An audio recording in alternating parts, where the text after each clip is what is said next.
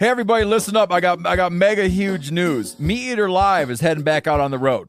That's right. Join me and the crew. Clay Newcomb, Cal, Yanni, Spencer's going to be there. Phil the engineer's going to be there. Meat Eater Live headed back out. Now, when you get every ticket, okay?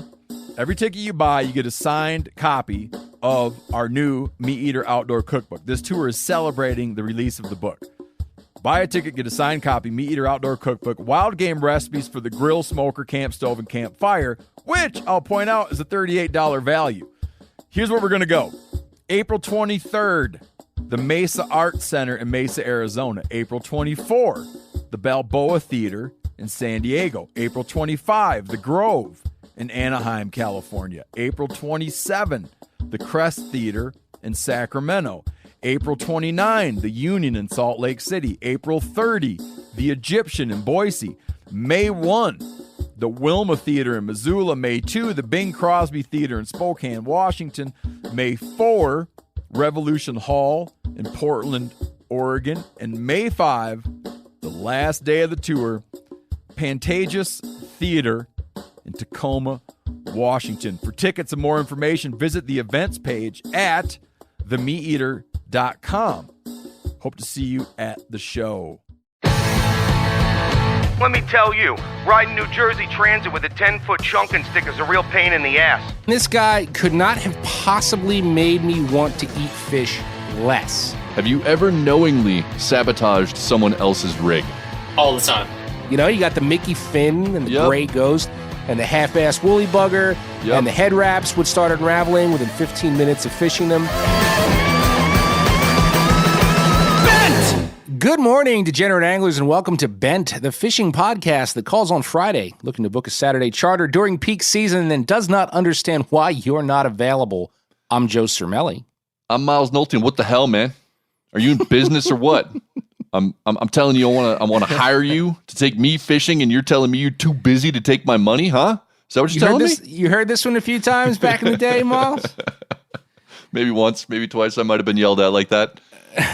One of the many things that fuels the ire of professional fishing guides. Anyway, listen, we certainly hope that there was no family ire at the Thanksgiving table yesterday, assuming you had real live loved ones around that table, not 10 iPads with Zoom faces and a bucket of KFC. And if you did have real live people, we hope the intermezzo between dessert and drinking until you passed out featured Black Rifle coffee. Yes, we do. We are a thankful bunch, but we're particularly thankful that the Bent podcast is 100% fueled by Black Rifle coffee. Nothing compliments pumpkin pie quite like a steaming cup of AK espresso, while sweet potato pie actually pairs sublimely with their coffee or die roast. Bet you didn't know that. I also think they're the same pie. But anyway, head on over to blackriflecoffee.com/meateater on this very Black Friday. Stock yourself up, stock up on stocking stuffers for everyone you know, and enter the promo code MeatEater to score 20% off your order. So much stocking. Mm-hmm. Yeah, it's very stocking. And it's more stocking to come. We're getting into stocking season. Anyway, moving on to the fishing stuff. From what I understand, which is limited, but I know people and I talk to you, I hear that Thanksgiving weekend is like kind of a big deal for the striper crowd. Like the guys out your way really get on that. Mm-hmm. Sure is, man. If you're a coastal angler in New York and New Jersey, stripers kind of go with Thanksgiving like football goes with Thanksgiving. And it was traditional for me for many years of my life to chase them either on the beach or from my old boat every Thanksgiving morning. And my buddies and I look forward to that greatly. The trade-off, though, right? Because then I'd be falling asleep at the table. And like my mom wasn't happy about that. And then that just kind of transferred over to my wife. And I've been scolded a Thanksgiving or two for basically being completely unengaged at dinner. You know what I mean? Just not interested in family chatter or even being in the same room sometimes. Just I was so exhausted. Somewhere? Yeah, exactly. It was a fun morning, though. But, then we had a couple of kids, and I stopped fishing on Thanksgiving morning. And the children just drained both of us. Though I do have some striper time set aside for this weekend, so we'll see. Good. Yeah. I'm glad to hear that, man. And, Yep. and that is something I can totally I can connect with that. Not the striper part, but the changing of Thanksgiving. Like I've had a few different Thanksgiving traditions. For a while there, I was spending every single Thanksgiving over on the Bighorn. Like I would just skip the whole Thanksgiving thing, and I'd go to the Bighorn and just catch a ton of brown trout and shoot some pheasants or some geese or whatever. And then there was another time where I was floating rivers closer to home and deer hunting and also catching trout at the same time. And like, yeah. Wow. Yeah, it was great. It was great. But, priorities change. Life changes. There's nothing wrong with that. Change is good. And unless, of course, you happen to be one of those people who chooses to, forego certain comforts in order to dodge responsibility for the rest of your life. And if there's one person we know who's a master of not having any responsibilities, it has to be legendary striper chunking expert, Bob the Garbage Man. You said it. He is a man beholden to no one but the tides and the stripers.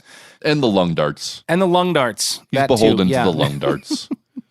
And if you've been with us from the beginning here at Bent, this legend provided our first ever regional report. And you might recall he was in pretty good spirits because he was talking about the spring and the height of COVID quarantine was keeping everybody off the water. So he was thrilled. So all these months later, I'm eager to see how he's fared. Calling, as usual, from the payphone at the corner of Baltic and MLK in Atlantic City, New Jersey, here's the soothing voice of Bob G.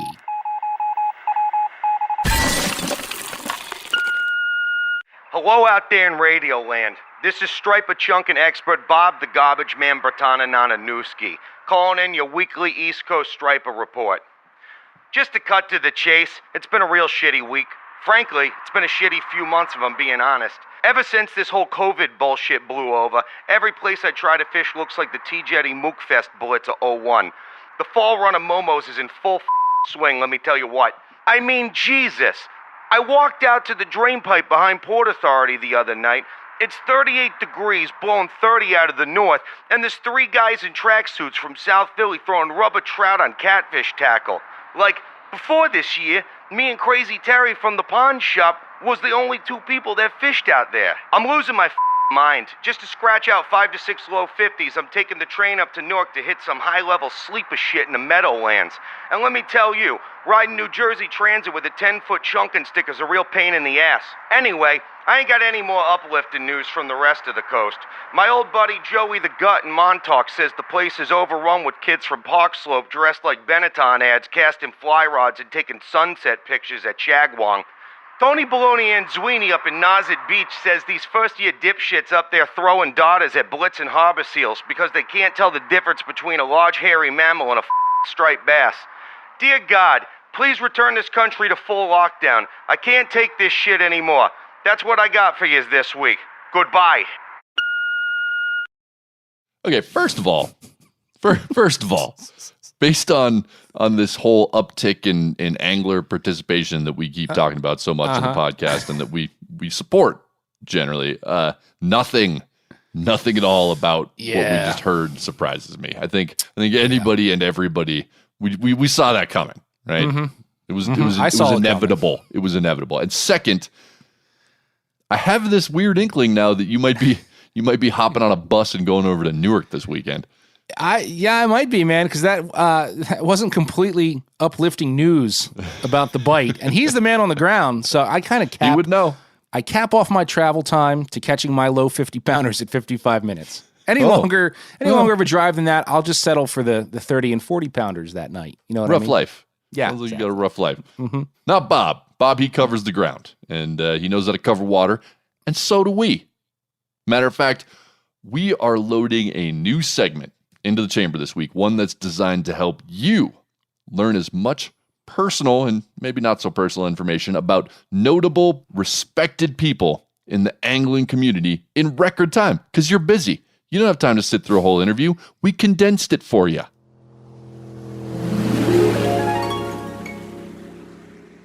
We've got a new and I would say special treat for you today, where we are debuting a fully unique segment we're calling Covering Water, because we're going to be all over the place with this one. And fittingly, I think, to be with us for the inaugural guest is our really good friend, Oliver Ngy. What's up, man? Oliver, what's up, man? What's up, boys? Are you guys sure I'm the right choice for this? I don't get out very much. 100% positive. No question at all in our minds. Anybody who has checked in with the Das Boat series knows Oliver well, and knows the kind of fire and heat he is going to bring. And besides, like, he's willing to put up with our crazy, stupid ideas like this. So he is the perfect guy, really, to start this off, in my opinion. Yes, you're willing to be a guinea pig, and we appreciate that. Absolutely. Cheers to that. He has no fear. So the way this is going to work, we are going to put 2 minutes on the clock, and Joe and I are going to rapid fire pepper you with questions. Your job is not to think too much. Just react, and we're going to get through as many questions as we can in 2 minutes. Once the buzzer strikes at the end of those 2 minutes, then we will give you a full minute to elaborate on something you feel like we all should know better to understand what you were saying. One that you think needs clarification. Exactly. There's going to be many, but you're going to have to pick one. Yep. All right, man. So you ready to play? Yeah, this sounds like a terrible game show. I'm down. That's exactly what it is. It is a terrible game show. All right, you boys ready? Let's do Here it. we go. Clock starts now. Oliver, who's the greatest angler of all time? Ooh, Al Lidner. Jordan, Kobe, or LeBron? Kobe. Have you ever knowingly sabotaged someone else's rig? All the time. Least favorite fish to target? Ooh. Billfish. My man. Spring bite or fall bite? Spring. Most revolutionary lure ever invented? Megabass 110 jerkbait. Okay. Nas or Little Nas X? Come on, man. Nasty Nas. Yes. Most sensitive area you've ever been hooked in? Oh, boy. Back of my head. Okay. Yeah. The species you've never caught that's highest on your list? Arapaima. Dumbest way you've ever broken a rod? Letting my girlfriend take my rod sock off my $800 Megabass Hedgehog destroyer. That was pretty dumb. Rank the following fish from worst to best: rock bass, crappie, perch, red ear. Oh, that's brutal. Rock bass, perch, bluegill, red ear. Did I miss one? Crappie? No. Crappie are at the Crappie. top. Okay. All right. Okay. The magnificent ones. Reebok catapult or Nike pumps? Ooh, Nikes. Gotta have the pumps, man. Excellent choice. Cheetos or kale chips? Cheetos. One piece of tackle you cannot live without? A hook. That's it. Buzzer. Done. That hook would be like a Family Feud, like, boom! Hammer down. Nailed that one. Survey says. So, okay, man. So, of all those, there's got to be one that you want to expand on a little bit. Do you have it locked in? Yeah, let's go with Al Lidner. Okay. First question. Yeah. Your clock's running. You got a minute to explain yourself. All right, as a youngster from California, I watched this man from a whole nother world catching everything and doing it in a very scientifically minded approach. And he broke things down in a way that I could understand, even though half the time the fish that he was targeting, we didn't even have in LA. Yeah. But it was that mindset and that approach that I could take from and adapt to my fishing styles, because I was watching this man like doing it. His body of work spoke for itself in my mind. And that stuff has transcended generations. It's transcended the onset of this social media age where anybody and everybody has a platform and there's no filter for the content that's being put out there anymore. And Al Lidner is still a G. He was on my boat last year, riding these big swells on Mille Lacs like a gangsta and like just smacking big walleye and smallmouth. Al Lidner is a G. So we've got a few more hot seaters lined up for covering water going forward, but listen, we want to hear about it from you guys. Did you like the segment? Did you hate it so much you've been turned off of fishing for life? Who would you love to see us grill on high heat? What questions would you ask him or her? Let us know by sending an email to bent@themeateater.com. Yeah, we love giving you things to think about. We want to spark your creativity and your thoughts. Like, what is Hank Parker's favorite Beastie Boys song? Or is it possible for Larry Dahlberg to make a lure that doesn't catch a shitload of fish? I don't think so, for the record. But now we're going to give you lots more to think about. in the realm of current events, because it is time for fish news. Fish news! That escalated quickly. So before we get all newsy on you guys, this is where we like to do a little housekeeping. Time to time, throw out some fan shout-outs. And I just have to throw one out very quickly to @Zach_SalonLife. I don't know Zach's full name. It was not provided. But he sent us a joint message on the Instagrams just to let us know that he saw Pantera in a packed house in Atlanta many years ago. And apparently, our very brief Pantera versus Slayer pit debate has resonated with a ton of y'all. Yeah, it seems like it really hit a chord there.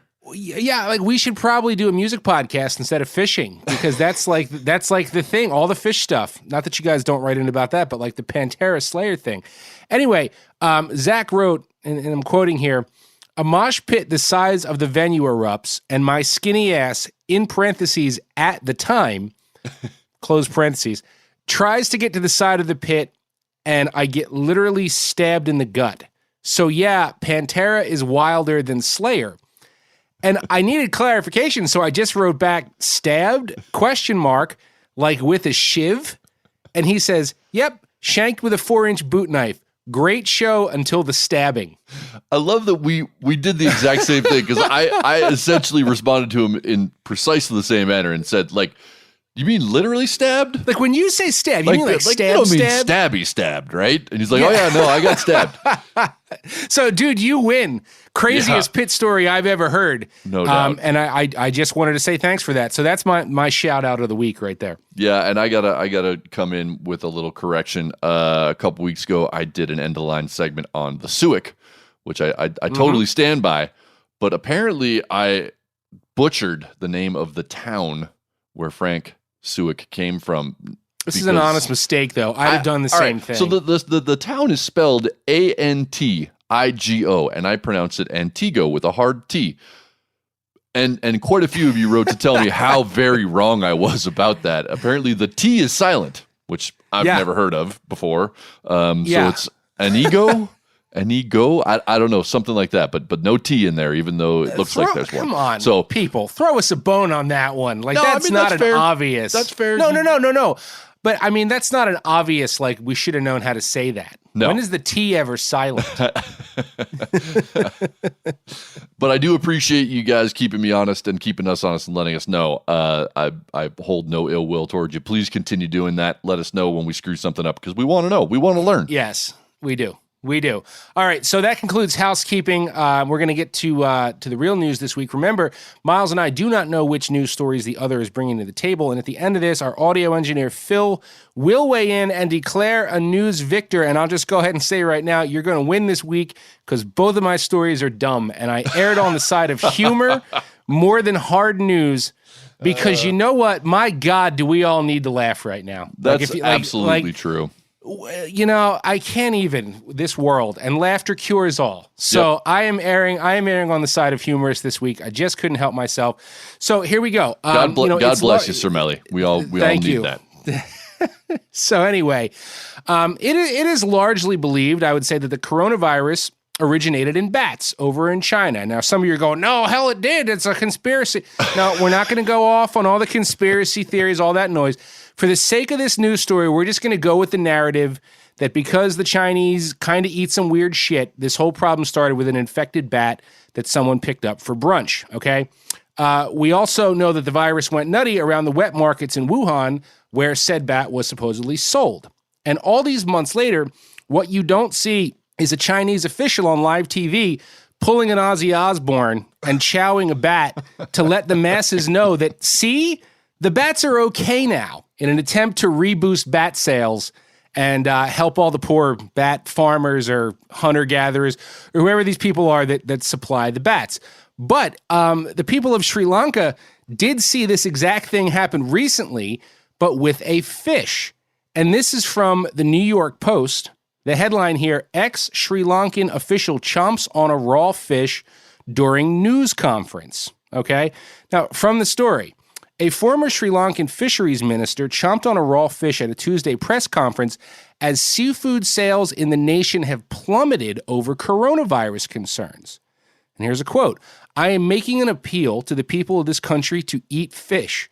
Don't be afraid. You will not get infected by the coronavirus," Dilip Wedaracha said before biting into this fish. Last month, the central fish market outside the nation's capital, Colombo, was the site of a major coronavirus outbreak that led to thousands of county-wide infections. Since then, fish sales and consumption in Sri Lanka have plunged. Tens of thousands of tons of fish have gone unsold because of this. And the final quote here is, "Our people who are in the fisheries industry cannot sell their fish. People of this country are not eating fish," Wedarachi said at the news conference. And he also had this to say before eating the fish, and you could tell from this quote, dude's upset and not messing around.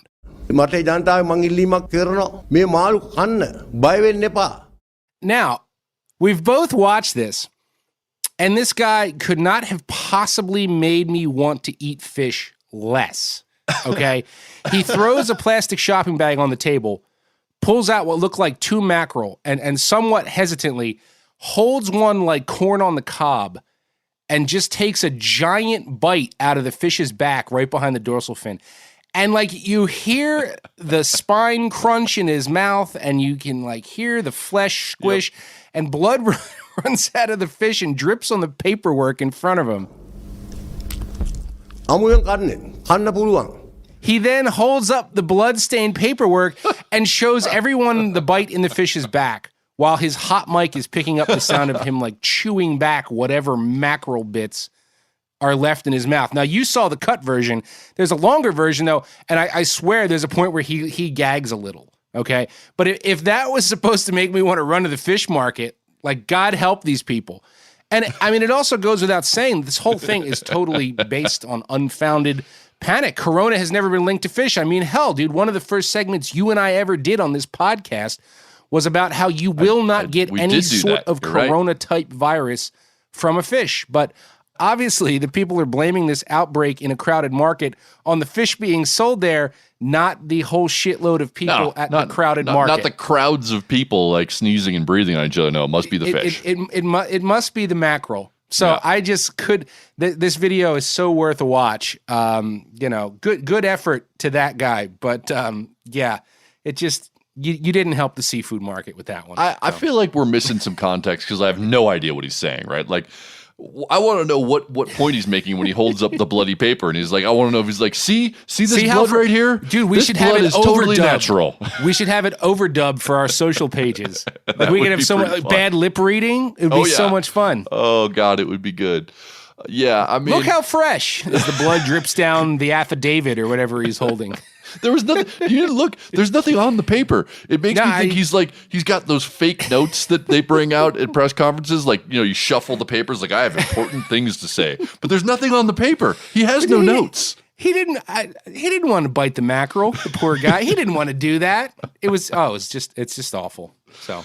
Oh, well, I'm gonna stick with eating parts of the fish that maybe we don't usually bite into. I don't know about you, but I don't go for the fish backs as like my top priority the way that particular person did. But I'll say over the past couple year at least, I've really been trying to figure out how to use more of the fish that I harvest instead of just like whacking off the fillets and tossing the rest. Sure. Because, depending on what kind of fish you're talking about, the fillets might only make up a third of the entire body weight. And so it feels wasteful, right? And that's how we've always done it, but I'm trying to get better at it. And I got started on this kick when I read a book called The Whole Fish Cookbook by Josh Nyland, who's an Australian chef, and he's pioneered some really interesting recipes that utilize parts of the fish that often get discarded. And while Nyland definitely inspired me, some of the stuff that he does in his restaurant, it's not feasible for a home cook, right? Like, I have a full-time job and a family. I am not going to spend an afternoon making fish eye chips. That's not going to happen. Nor do I usually have access to enough fish eyes that like I could pull that off. But like that said, I do try to be conscientious about using more of the fish I bring home. So like with smaller species, panfish or trout, I've been cooking them whole. Sure. I've been doing the reverse butterfly technique that I learned from Texas chef Jesse Griffiths, which you guys can find a tutorial about on the Meat Eater website if you're interested. Hold on one sec, because in case you don't go back to the fish eyes, what is a fish eye chip? Do you just fry a fish eyeball until it's like a shriveled? It's such a long, complicated process, man. It like involves extruding the eyes and then like mixing them with batter and frying them into chips. Like it's a whole thing. I could see doing it at a 5-star restaurant, but I'm not doing that at home. Okay. It's not going to happen. Good enough. Gotcha. But like I said, I like the reverse butterfly technique, and I was saying if you guys are interested in seeing how I do that, you can find a tutorial on the website right now. With bigger species, I always take the cheeks and the collars and the bellies because that's really good meat that often gets wasted, and there's no reason to. I try to make stocks or stews out of skeletons and other leftovers. Admittedly, sometimes I get lazy and I don't always do it. I fail there too, man. I always have that intention, and it's just like you're tired at the end of the day. You got a freezer, you got to vac seal what you already have to deal with, and it's like, God, I fail there miserably. I'd say I'm batting about 30%, but I'd like to get better there. And I'm not much like in general. I'm not an innards guy, and I don't have a yard really, so like I can't just bury the fish guts for fertilizer. Yeah, I do like next summer. I'm going to try and work on some raised beds and see if I can figure out how to use fish guts in that as fertilizer. If I don't know how to do it though, if anybody out there has pointers, please let me know. I've done it with American shad. Like brought some shad home, cut it up, and like as my wife was putting in tomato plants, just put a chunk of it under. Dude, we had hell of a tomato. It worked. It does work. Right. I don't know if I even did it right. I just did it half-assed, but it worked. The point in all this is that I'm trying to get better about maximizing the fish I keep. And this week I found a really cool story about this organization in New Zealand who's figured out a way to utilize the discarded part of fish, feed hungry people, and generate self-sustaining revenue. The organization is called Kai Ika, which I think translates to roughly using aquatic animals or something like that. I don't know. My Maori's not that great. Anyway, they take the discarded fish parts and they distribute them through a Maori community hall in South Auckland. And now Polynesian cultures like Maori, they know how to prepare fish heads and skeletons, right? Like maximizing the use of whole fish is just part of their cultural heritage. Yeah. And that's true for a lot of Polynesians. I remember that there's this Hawaiian dude I used to fish with growing up, and he would always just straight eat the eyeballs out of the fish we caught. Like no cooking, just pop them, and he loved them. And he would tell me, and I think he was just like messing with the white kid, but he'd tell me like eating the fish eyes helps me see like the fish and I catch more fish. And maybe he was just messing with me, but the dude was legit and he always caught more fish than me, and maybe that was the reason why. I don't know. But getting back to New Zealand, the folks getting these heads and skeletons, they're not viewing them as refuse, right? Like fish heads were often reserved for people of like super high status in Polynesian cultures. They're a delicacy. So the fish are going to people who genuinely want them and who know what to do with them. Also, we're talking about families who could use some help right now. We're talking about families who are struggling to make ends meet and to feed themselves and feed their kids. Right. So Kai Ika, this organization, started in 2016 when a boating club in Auckland wanted to figure out a solution to a problem. Their members would come in from fishing, they'd clean their fish, and then dump pounds and pounds of fish scraps that would pretty quickly start to rot and stink. And not only was it messy, but there were several club members who thought it was wasteful, and they wanted to come up with a better system. So they reached out to the manager of this Maori community center, who said that they'd love to have those fish scraps and that were currently being wasted. So they got together and they opened a fish cleaning station at the boating club where they charged $2 to cut up the fish. Right, so the anglers would bring in a fish, they'd give them $2, they'd give them the fish, they'd get the fillets back. And then everything else got brought to these families in need. Huh. But then the coronavirus lockdown hit. And when that happened, at the time that the lockdown happened, this fish station was distributing 550 pounds of fish to people who needed it every week. Wow. But then the lockdown completely put a halt to recreational fishing. And it cut off access to food, particularly time when these vulnerable communities were experiencing even more need, not less. So Kai Ika, I got to give these guys credit. They quickly pivoted and they started working with commercial fishing companies in the area. And then after they started doing that, they're bringing in nearly 2,000 pounds of fish per week. Wow. But without the cleaning station, they didn't have any income to support the program. Right. So they were relying on donations and things. So fast forward to now, right? And New Zealand, unlike here, has COVID under control. So they're heading into their summer and their fishing season like full bore, and they've reopened this fish cleaning station.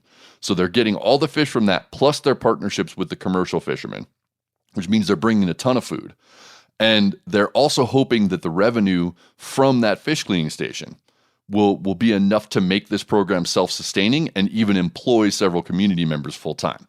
Huh. I don't actually have a way to like adopt this model elsewhere. Like I haven't figured that out because I think it's kind of uniquely suited to New Zealand. But I have to say that I find this to be such an elegant solution to multiple problems, right? They're maximizing the yield of fish. They're feeding hungry people. They're rejuvenating cultural traditions. They're creating a self-sustaining nonprofit that does not rely on grants or donations. And they're even managing to employ a few people who need jobs. I just love everything about what's going on here. I think it's fantastic. It is, but it'd be a very hard thing to replicate here because where do you do it? Like where is there a fishery plus enough people that could utilize that and need that, without shipping? It's not going to work. Though I will say what comes to mind, and it's a much lesser scale, by a long shot, but it deserves a nod. Throughout the early part of the pandemic, I had several buddies in Key West, including my old buddy Captain Mike Weinhofer down there, that they publicly on social media, they'd go out and fish their charters or even just go fish for fun, burn their own gas, catch King Max, whatever they were catching, and just publicly put on there, like, if you need fish, like, you come to the dock, like, I'll cut this up. Like, if anybody's having a hard time getting food or wants fresh fish, like, and there was a little piece of that sort of rally behind that. But this is an amazing idea. It's just where do you do it? Yeah, the other wrinkle there is like for the folks that are getting this, it's not like they're getting trash, right? For them, it's genuinely like, oh, sweet, this is the part of the fish we like. If we were to try to do that in American culture, it would be insulting. Yeah, because we'd be giving people shit that they didn't want, and that's not a solution. So I don't have like a way of bringing this here. I don't think the model necessarily is replicable, but things like this where you can solve multiple problems at once and create something that is not reliant on philanthropy, right? Where it's self-sustaining and generates revenue. Like, these are the things that I love. Yes, dude, it's an awesome idea, but you're absolutely right. It's like the first step would be getting people to appreciate a giant fish head. And we just don't here. We just don't here. Hey everybody, listen up. I got mega huge news. Meat Eater Live is heading back out on the road. That's right. Join me and the crew. Clay Newcomb, Cal, Yanni, Spencer's going to be there. Phil the engineer's going to be there. Meat Eater Live headed back out. Now, when you get every ticket, okay?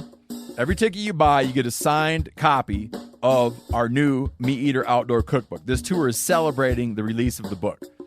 Buy a ticket, get a signed copy, Meat Eater Outdoor Cookbook, wild game recipes for the grill, smoker, camp stove, and campfire, which I'll point out is a $38 value.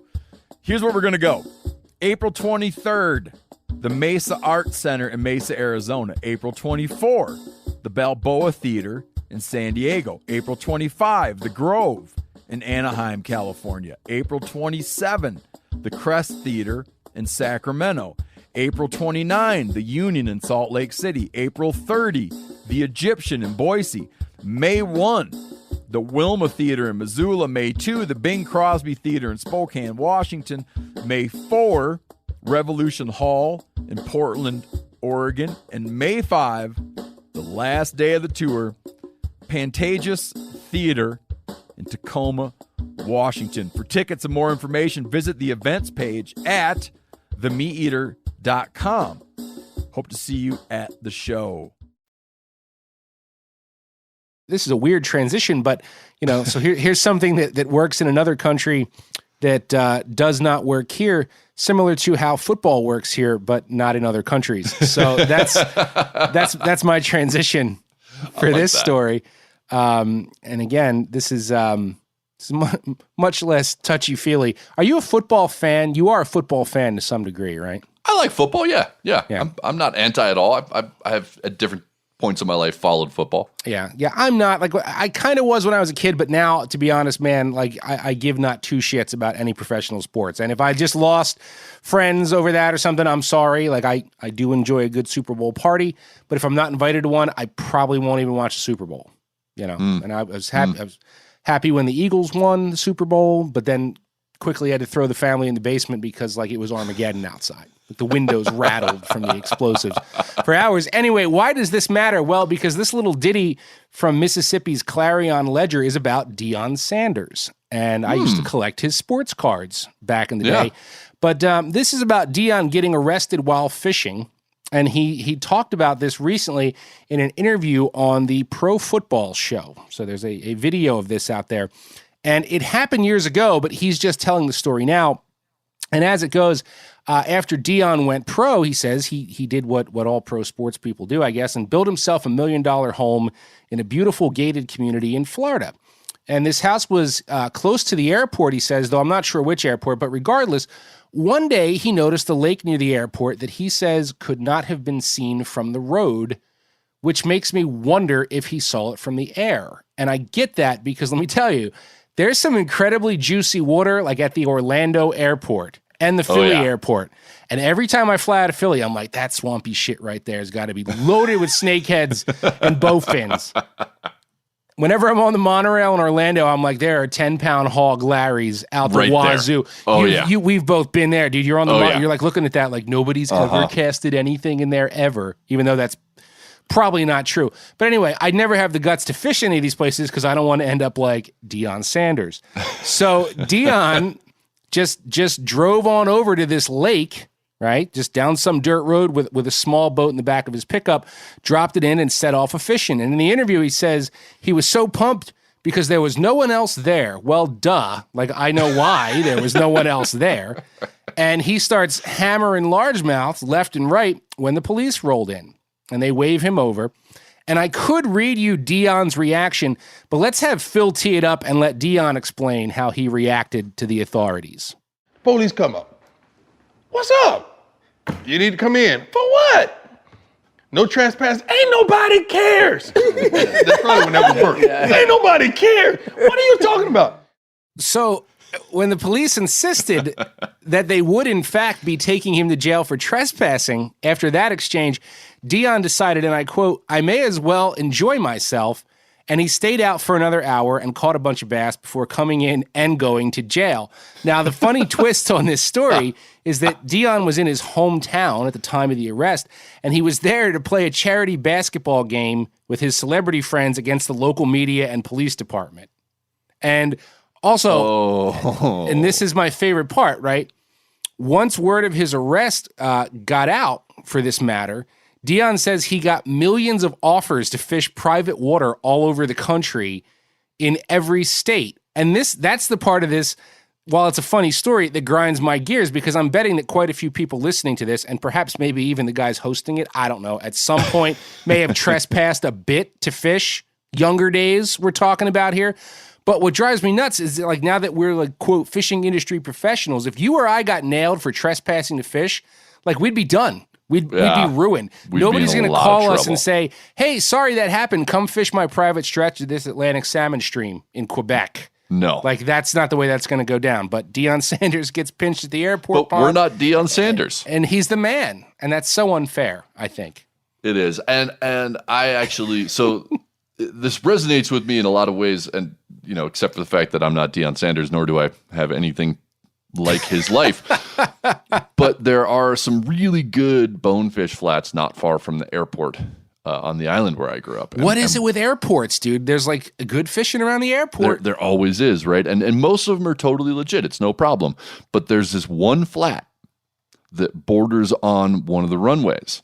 And it is not legal to fish that flat. But of course it's not.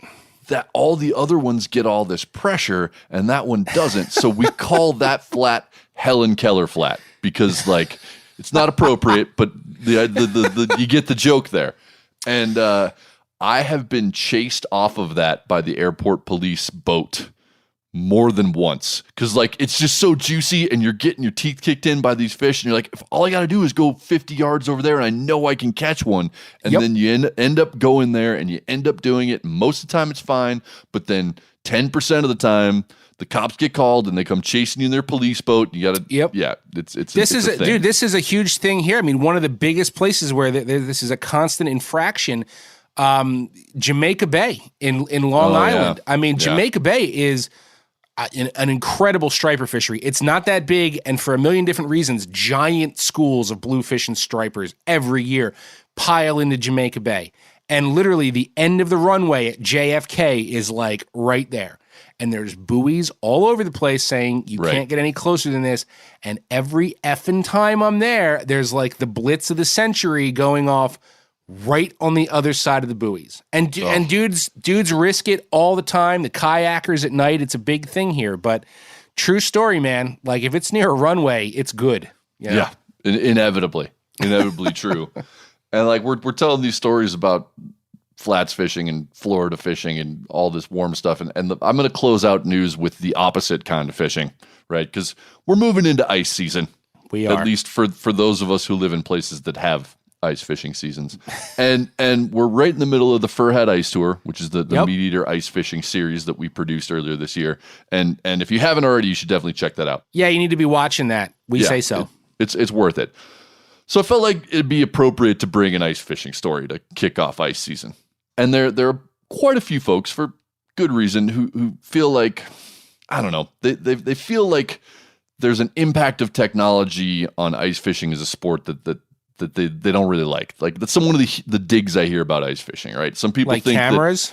Yeah, I mean, you got the new flashers and the cameras and the battery-powered augers and the tracked side-by-sides and the like super pimped out ice palaces with couches and big screen TVs and full kitchens, right? And some people think that ice fishing has lost some of its soul.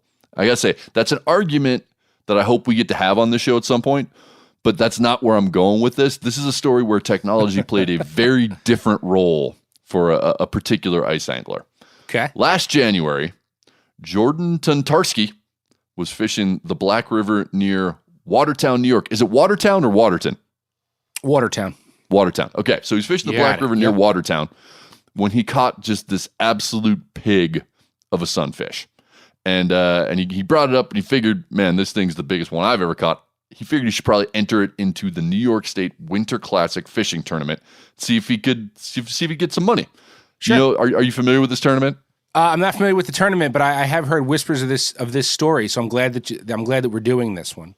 Yeah, I mean, it just seems like a fun kind of community fishing tournament. Just folks come together and sponsor it. It seems like the kind of fun thing that I would enjoy. Anyway, Jordan took the fish to a local hardware store where they had an official scale, and it weighed in at 1 pound, 9 ounces, which is the biggest sunfish ever recorded in the Winter Classic tournament, which is great for Jordan. It's a pumpkin seed, right? Let me finish the story. Okay, so shit, sorry. But that's where this gets interesting, because the fish had the physical characteristics of both a pumpkin seed and a bluegill. Ah, okay. Now, if it were to be classified as a bluegill, it'd be a hell of a fish, but that's all. If it were classified as a pumpkin seed, it would tie the New York State record. Can't tell which one it is. Jordan then brought the fish to the regional office of the Department of Environmental Conservation to give it to some biologists. Figured they'd be able to tell. Nope. The biologists, they take a look. They're like, I don't know. Maybe it's a bluegill. Maybe it's a pumpkin seed. Might be a hybrid. We can't tell. And I think this is where I'd be like, all right, I don't care enough. Cool. I'll enter it in the tournament. I'll get some money. I'm done. But not Jordan. No. He was not going to be deterred from like getting to his name in the record books. He was not going to be stopped. So he then drove to Albany to get a DNA. Albany, excuse me. He then drove to Albany to the New York State Museum where they would help him do get hooked up with a DNA analysis of the fish. Okay. And 9 months later, just last week, the results came in. The fish turned out to be pure pumpkin seed, meaning that Jordan officially tied the state record that was set back in 1994. Good for him. It's sticking to his guns on that one. Just wouldn't let it go. He got it done. I have to agree. Good on him. But, I can't think of very, like, other than, I don't know, striped bass maybe, that like it was just such an important record that so many people cared about. I don't know if I would have gone through all that either. Nope. No. I'm not throwing shade at Jordan. I love this story. I'm glad he did it, but I definitely would have stopped. Like, I probably would have gone to to check it with the biologist, be like, hey man, do you know what this is? And they'd be like, I don't know. I'd be like, all right, cool. I'm going to go eat it then. That would have been the end of it for me. I'm gonna go get a big gulp. Thanks. Well, there you go. New York. You've got, you don't really have a new record to beat. You have an old record to beat because this one just tied it. That's a little disappointing. Like, after all that, like, I know, dude couldn't get it by an extra little smidgen and tied, like the world record largemouth. Oh man, after all that time. Anyway, okay. So Phil, you've got a lot to work with. Some real interesting science-based news stories here from Miles, and just my total bullshit. So have fun picking. Okay, don't make it awkward. We're going to make it awkward when Phil is done, though, with awkward moments in angling, presenting our first fan photo. Like Babe Ruth, pointing to the outfield stands. Joe Cermelli calling his own mediocrity. Miles Nolte, you're the winner this week. Joe, I think you'll be all right. Just make yourself a Boilermaker, channel your inner Smeagol, and take a bite out of a big, COVID-free raw fish. Just right out of the middle. So juicy sweet.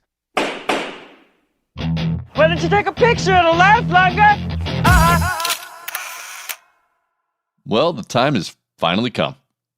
Many of you have sent in awful, awkward, and just generally hilarious fishing photos. And, I just got to say, Joe, that this segment idea is already a success, if you ask me, because I have been thoroughly entertained.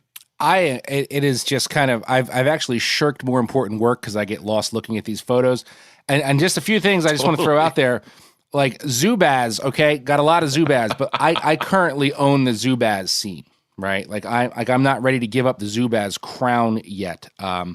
So we might bank those for later, but we do appreciate all the Zubaz. But we've also gotten some great ones that we just don't seem to know how to spin outside like a personal attack. Like, we love you guys, and we're not trying to be mean. No. You know what I'm saying? But when all we've got is, like, your haircut and look of hopeless depression, like, where do we go with that? So we're being very picky and choosy, trying to find the right ones, but God, are we having a good time looking at all of them. Yes. Just please keep flooding them in, because it is the highlight of my day a lot of time. And now we're going to share some of this joy and weirdness with all of you. Our first fan submission for awkward moments in fishing comes from Zach Contos. I hope I'm pronouncing that right, Zach.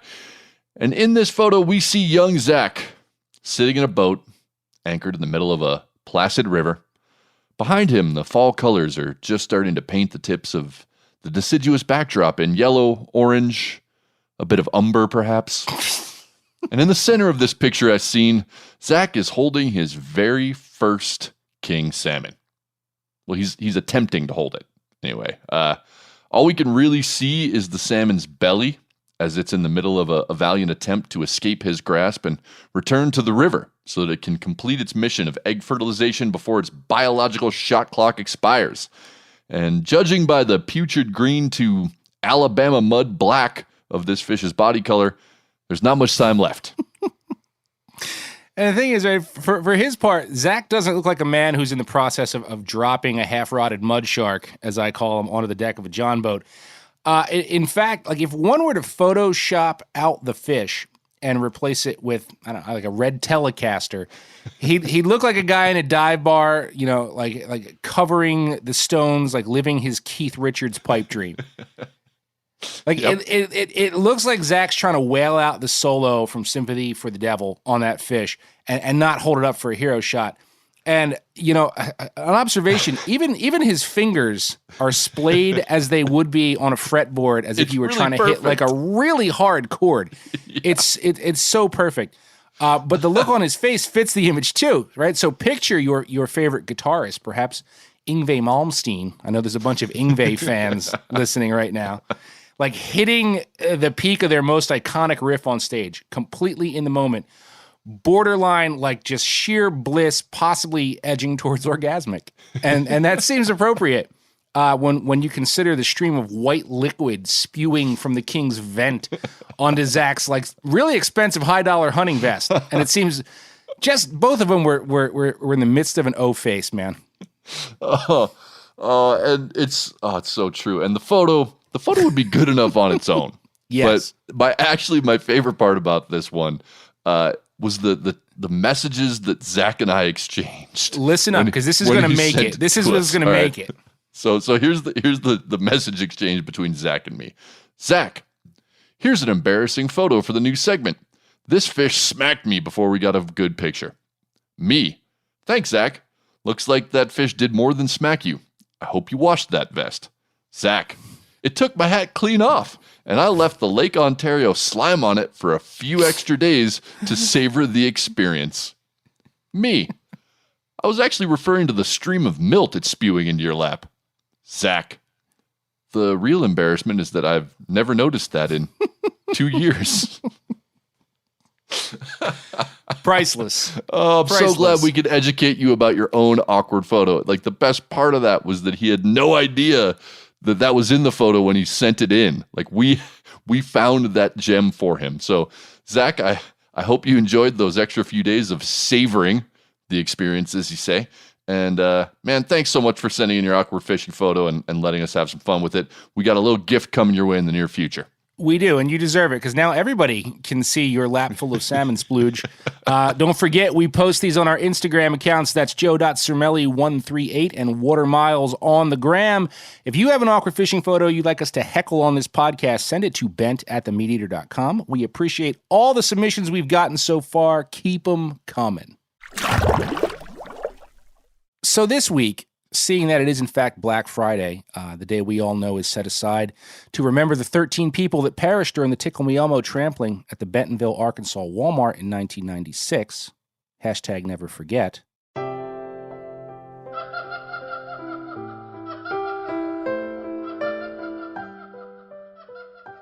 We've decided it's only appropriate to push our end of the line segment off this week in favor of the sale bin. Yes, it's the respectful thing to do. And you know what? You're probably not fishing this weekend anyway. You're shopping, at least on your computer, because you don't have the proper PPE to visit Target. You don't know what's going on in there. Have you been to a Target in the last 6 months? I don't recommend it.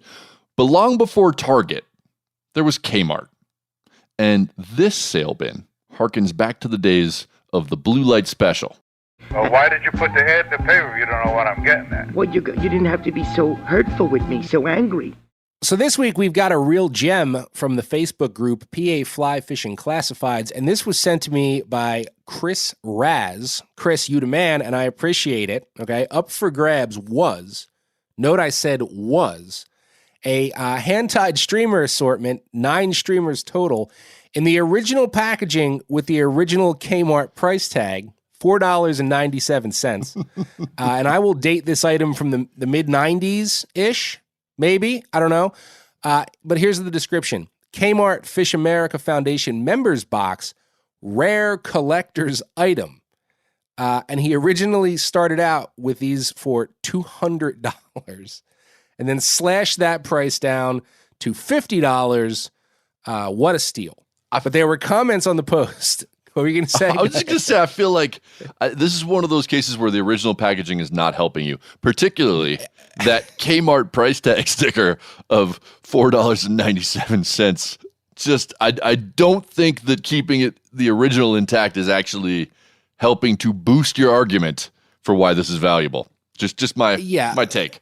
The rare, where that you just shouldn't have gone there. But there were comments on this post, right? The first of which read, "You are kidding, right?"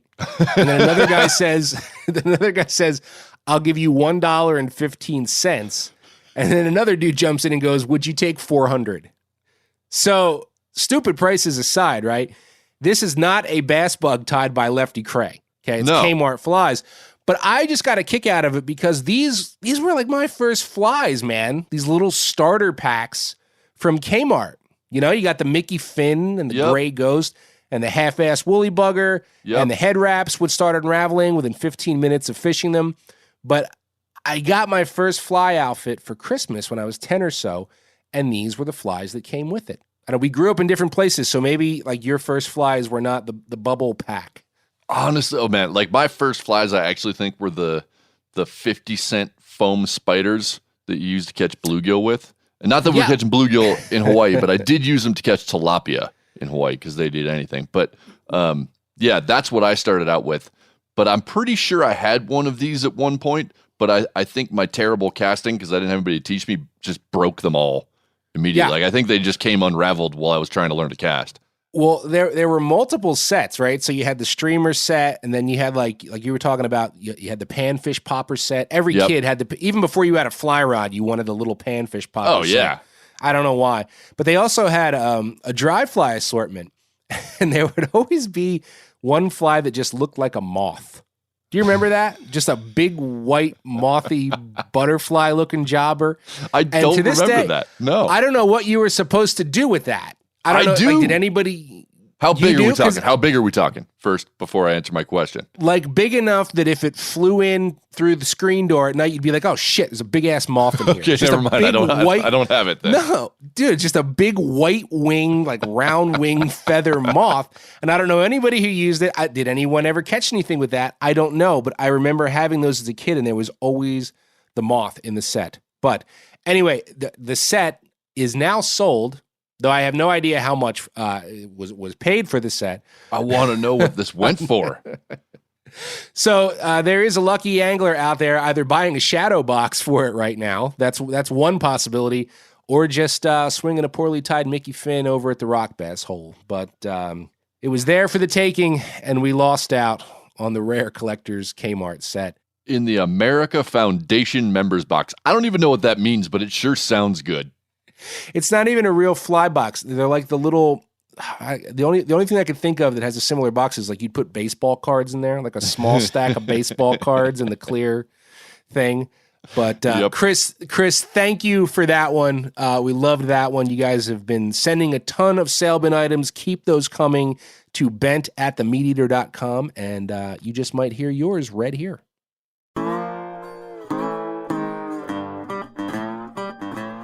So that's all the time we have this week. If you're making lists of what to buy Joe and me for Christmas, we like clothes free of salmon semen, hand-tied moth flies, and smart people willing to answer lots of stupid questions in very short time periods. Very well said. Listen, next week, we're going to throw down, that's a little Easter egg for some of you, with a Smooth Moves that's a bloody good time, and get back to our drinking days with a fresh installment of That's My Bar. Until then, keep all those Sailbin finds, awkward photos, bar nominations, and general love, hate, and love-hate mail coming to bent@themeateater.com. We love hearing from you. And you know what? Take a few leftover turkey sandwiches out on the water with you. They're filling. They stick to your ribs. I personally like mine with mayo and cranberry sauce together. I will skip the cranberry sauce, but listen, no matter what you do, don't put the mayo and the jelly on the sandwiches the night before, dumbasses. They'll be soggy as shit the next day.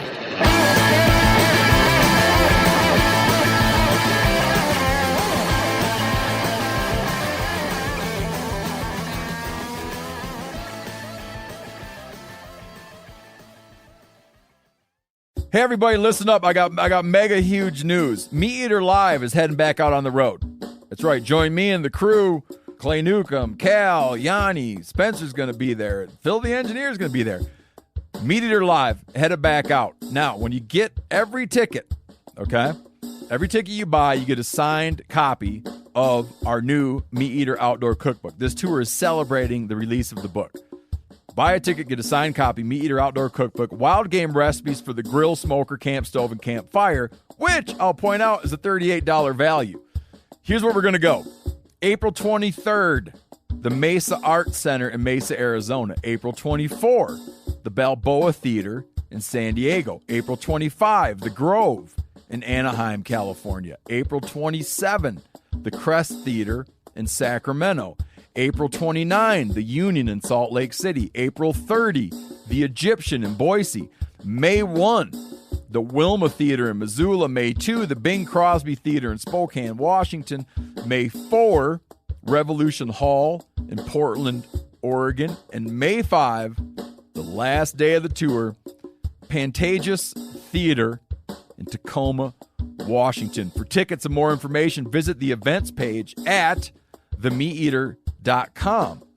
Hope to see you at the show.